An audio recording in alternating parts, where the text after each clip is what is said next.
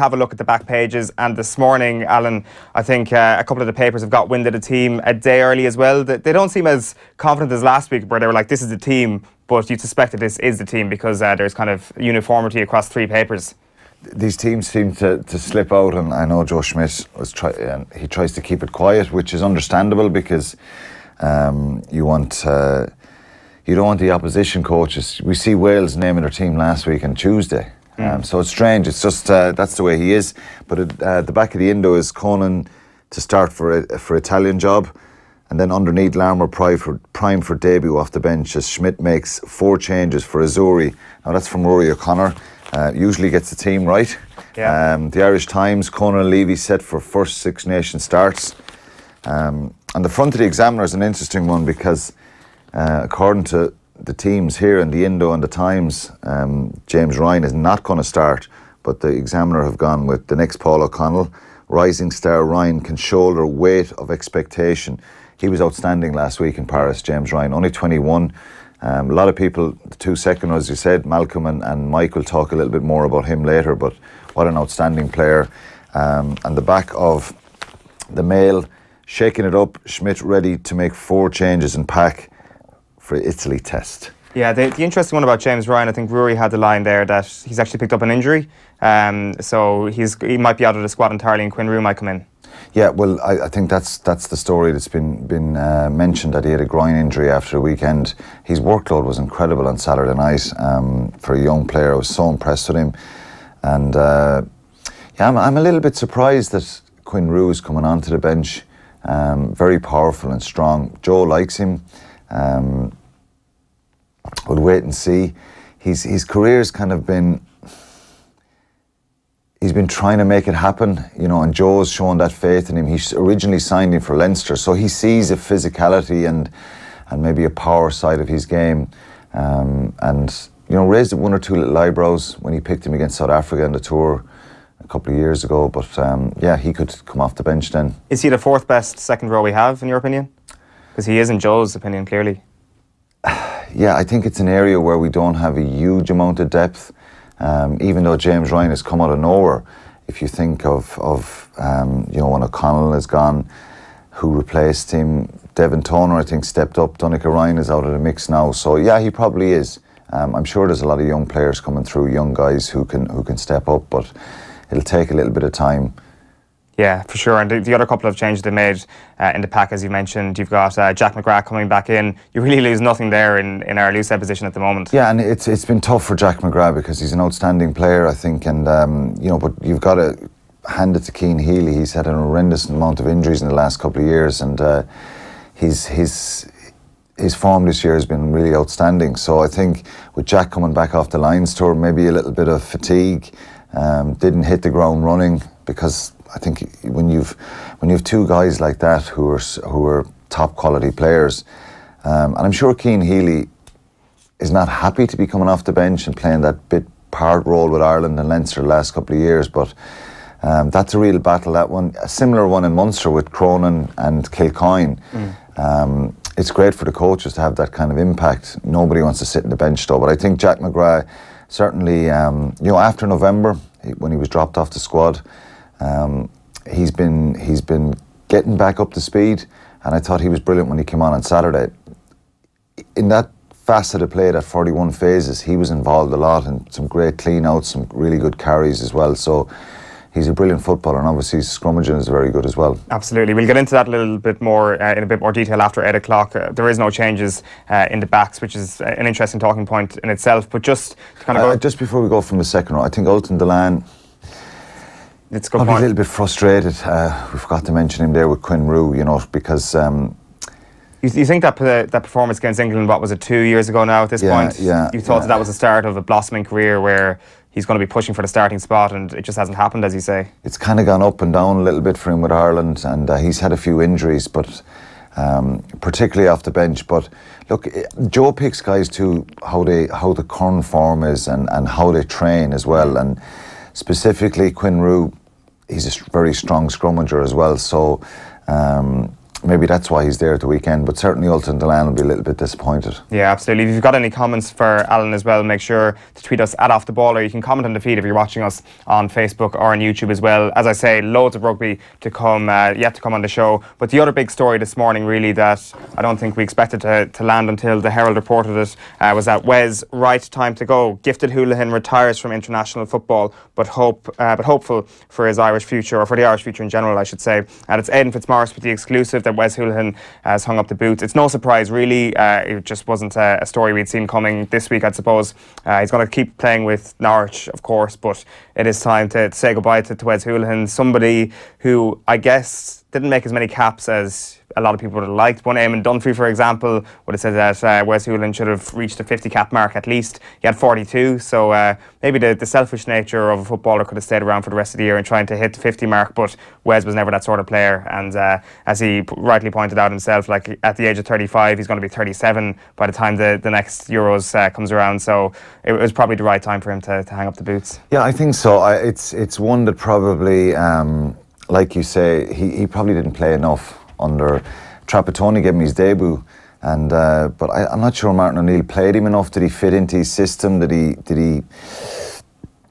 Was he the right face for the team? Like you say, Eamon Dunphy always batting for him, and I think for me, someone who's not doesn't have the same knowledge as the soccer pundits, there was matches throughout the year and throughout this qualifying campaign that the whole nation was calling for Wes Hoolahan to be playing, particularly when we needed goals, when we needed some passing, and so yeah, he's had a great career, I think, but one that there'll probably be regrets and disappointments that he didn't play more. Yeah. So at 35, though, for any sports person, when you're up around that age, you know, those questions are in your mind. Yeah, there's a multitude of pub quiz questions that could be put around Wes Hoolahan, for like the fact that there's a 4-year gap between his first cap and a second cap, and he didn't actually make his competitive debut until the age of 31. Like, as you say there is kind of a sense of... It was strange, yeah, but look, it's he wasn't a household name. He played with, obviously he was brilliant for Shelbourne, the under-21s, then he went to Livingston, Blackpool, on loan, Blackpool permanently, and then to Norwich. And I think it was in recent years when Norwich were in the Premiership a couple of years back that he kind of grabbed that attention and started performing, and people went, God, this guy is someone that's kind of slipped under the radar.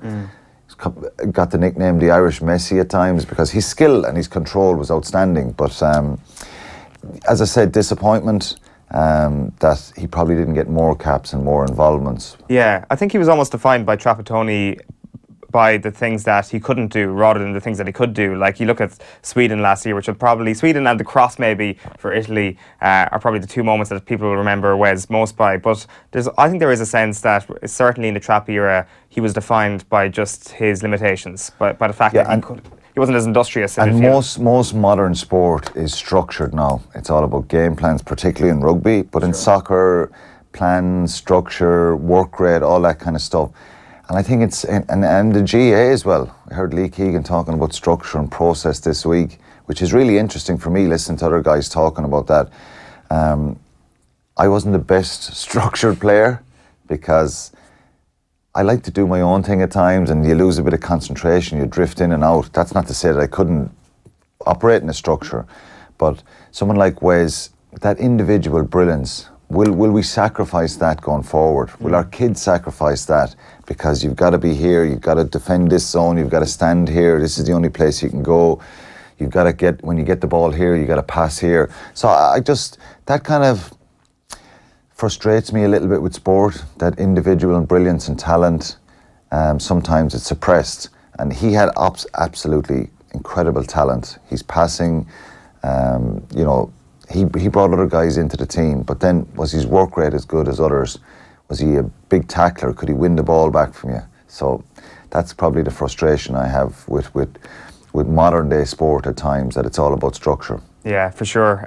There's actually another interesting enough story in terms of football, and I guess it is to do with kind of structure as well, but it's more to do with the calendar structure that's come out today, and it's on the back of the Times Ireland edition. Clubs back staggered break, reads the Matthews story. Teams set to take turns to have winter rest and keep broadcasters happy. So the Times have basically been on top of this story for the last couple of days, and I think they've been leaked information from the next set of TV rights deals that run from 2019 to 2022, and part of this auction is the fact that there will be a winter break included in this rights package for television. But what Matt Hughes is saying today is that it won't be kind of a rudimentary 2-week gap around Christmas time and that's it done. What it will be a 2-week gap for certain teams at one point, a 2-week gap for other teams at another point. Basically, the television matches they're not going to be left hanging out to dry, you know, so they will still have plenty of football to show, but player welfare will benefit. And I hadn't actually thought of this staggered structure before. It's a good idea. It is a good idea because I think for all of us at Christmas, we like watching the matches. And it's the same with the rugby. The rugby, you love to see a few games at Christmas. People are relaxing at home or going out to the pub and they look forward to a match. But I think staggering it is a good idea. Some sort of a break is really important. Even though these guys get paid astronomical money, they're still human beings. They're still... the body can only go so far, and some of them are playing up in 50, 55 games a year, and it's, you know, you see the Christmas break, the Christmas scenario there where teams have 6, 7, 8 games in 20 days, it's 21 days, it's crazy. It's great for the entertainment, it's great for people looking at it on TV, but I think some sort of a staggered break is really important that they build it in. And I think it's great because, like I said, we'll be able to still watch matches and, you know, different teams will have a break at different stages around the Christmas period. For sure, yeah. You mentioned it there yourself, just the volume of games, and Kevin De Bruyne has been in the news this week talking about Manchester City having to play 22 matches in 11 weeks since the last international break, which obviously is just a huge volume of matches.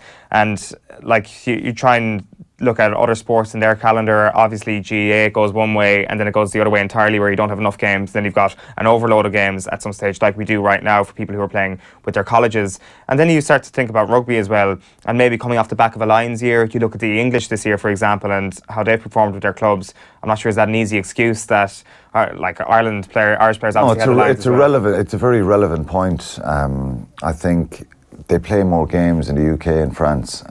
That's why it's so attractive to stay in Ireland. Financially, it may not be the same, but you play less games, and will you get an extra couple of years out of your career? Most probably. Billy Vunipola is someone who's been pretty outspoken about the number of games that they've had to play, and he's had a bad run of injuries recently now. Missed the Lions tour last year after being picked with wear and tear in his shoulders, and no opportunity to take a week off and have a break and maybe do some rehab. And that is the great thing about the Irish system. And the English do give out about it, but it is a fact that, you know, if you've some sort of a niggle or a hamstring strain or a shoulder problem, you'll get a break here. You'll get a week off. Yeah, you won't be pushed through. You're more of a commodity in the UK and in France because you're private ownership, and the owner of the club is paying you a decent salary and he's pushing to get you out in the field, whereas the union here look after the players very well. So I think rugby, soccer, GA, player welfare is important, and I think the players' unions, it's important that they kind of relay that back and negotiate kind of breaks and time off for players, because like I said, the soccer players are getting paid astronomical money, but still, you know, if the body breaks down and if you continuously push your body to the limits, it's not going to be able to keep going. No, absolutely not. I'll just run through some of the last back pages here. Backander reads the back of the Sun. Herrera is facing trial in match fix scandal. Manchester United fans, don't worry, it's to do with his time in Real Zaragoza with regards to a relegation match that hinged on that. The Spanish authorities have been investigating for quite some time. Herrera was on the pitch for this match. That's under investigation. There is no proof whatsoever at the moment that Ander Herrera has done anything wrong. He stringently denies that any of the money that he had was completely legal, and that anything he did receive that was untoward he gave back to the source. So it'll be very interesting to see how that plays out, if there is more to that story. A couple of stories then on Mahrez and Luke Shaw this morning on the back of the Star. It's you've blown at Mahrez. Pep pulls plug after incredible sulk. There might be more to that than meets the eye. Neil Lennon writing about Mahrez's mental health this morning in the newspaper, so we'd be very slow to kind of cast aspersions on Mahrez's situation there. Something that you wouldn't essentially think when you see this. You do think, like at the very first instance of this story, this is another selfish footballer who wanted to force a move away, but as Neil Lennon's pointing out this morning, there could be more to it. The other thing we wanted to chat about this morning in terms of the papers is on the back of the Irish Daily Star, and Tim Floyd's club in Tipperary, Newport, they want to define a melee, which I thought is very interesting. Like, what is a melee to you? A melee to me is a number of players involved, not just two. So yeah, that'd be a melee, because if you go to any sort of a match, if two guys are having a bit of a scrap, that's just handbags, isn't it? A scrap or handbags or whatever. But a melee is when there's a lot of interaction, maybe from the sideline, from supporters, players, coaches. That's a melee. Yeah, because what do you think a melee is? Well, clearly Tim Floyd wants it to be defined as an altercation involving a minimum of 5 people. So if you've got a 4-man bit of handbags, it's no longer a melee, according to Tim Floyd. He wants it defined as such. This is, of course, after Jason Ford and Davy Fitzgerald's altercation last year, where Davy Fitz got a 12-week ban, Jason Ford got a 2-game ban. And a new amendment, which I think will go to Congress, states that a 1-match ban will be awarded for a player guilty of minor physical interference with an opposition team official, either on or off the field of play. So Jason Ford did what he did last year. Post-Congress this year, if this gets passed, it's only a 1-game ban as opposed to a 2-game ban, which I think is fair enough. Yeah, Jason Ford wasn't a melee with Davy Fitz. That's not a melee. So getting 5 guys, he's looking for the number to be 5 to be classed as a melee. But I genuinely think that there has to be some kind of parameter, and there is now 1-game ban if you touch an official, you push an official, if you get involved with them. I think that's important, that there is a punishment there.